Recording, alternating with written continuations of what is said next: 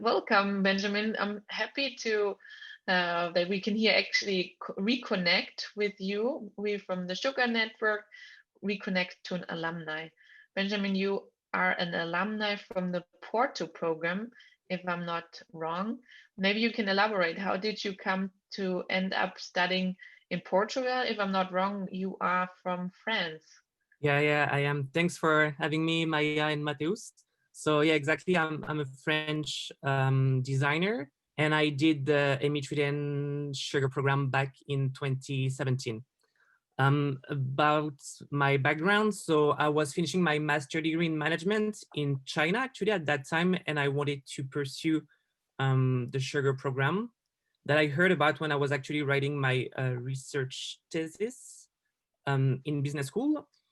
And so I contacted the team in Porto, and the teaching team at the time reached back to me and really motivate me about applying. So that's what I did. And a few weeks later, I got the good news that I was joining the batch. Yeah. Wow. So you specifically moved to Portugal for joining the program there. Yeah, Awesome. exactly. I did that. And actually, I was quite happy to do that because my heart was kind of like choosing between China and Portugal when I was deciding about doing my exchange program, and I went to China, so I was glad to actually do my postgraduate in Portugal. Yeah. Yeah. And maybe you can quickly summarize your project, what you were working on. Of course. So we were a team of six students, so three from Portugal and three from Poland, with backgrounds in project design, engineering, business communication, and business management. And our team was challenged by Philip Morris International to design the future of a smoke-free world. So a pretty broad design brief, but it allows us to really like explore a broad of opportunities. Yep. Awesome. Nice. And what happened after the sugar experience with like your career? Yeah, that's a great question. Thanks. So after the sugar program, I wanted to stay abroad because I'd been abroad for a year and a half, and I really wanted to stay abroad to like consolidate my English because as a French person, my English is not so good. And so I wanted actually to go back to Asia, and so I was looking for jobs there, and especially to join a design studio. And I've came across that design studio that is called Think Place, that is actually from Australia, but with offices also in New Zealand, Singapore, Kenya, and the US. And the office in Singapore redirected me to Kenya because at that time the studio was expanding to Francophone Africa and they needed some French-speaking designers. Yeah. Wow. What a good fit. Yeah, it was the And right timing at the right location. yeah, it seems like first you went to China, even though you also wanted to Portugal and later Portugal. So that's really interesting to hear. Traveled And quite a lot before COVID. yeah, so now it's time for you to settle a little bit, have more of a stable life. But maybe our students or the future sugar students, they might ask themselves, should I join? Should I not join?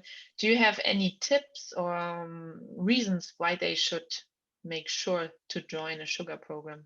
Yeah, of course. Like I will highly encourage people to join the sugar program because it really broaden your horizons about design in general, like design innovation. And you should not be fearing that you're not coming from a design or graphic design background because I actually had like no clue about what was design before, just some like self-learning about it when I was actually doing this thesis in business school. It really helped me to also develop some soft skills about like oral communication, working in a team that is like multicultural and coming from diverse backgrounds. And that helped me a lot afterwards in like the many projects I ran in Africa because I work in like many countries with like their own cultures. And having that background and that experience with the sugar program really helped me to adapt and show resilience to any situations. Um, and joining the sugar network is also like a great opportunity to connect with like people with like my interests and coming from all over the places. And now with like partners in Kenya. It's also like show that Sugar Network is also expanding to like new countries and like with new opportunities and like interests. Yeah. I think that's an interesting story. You bring up Kenya and our wish to expand to all continents. Maybe you can share a little bit of the story how you came to support our try to establish a program in Africa.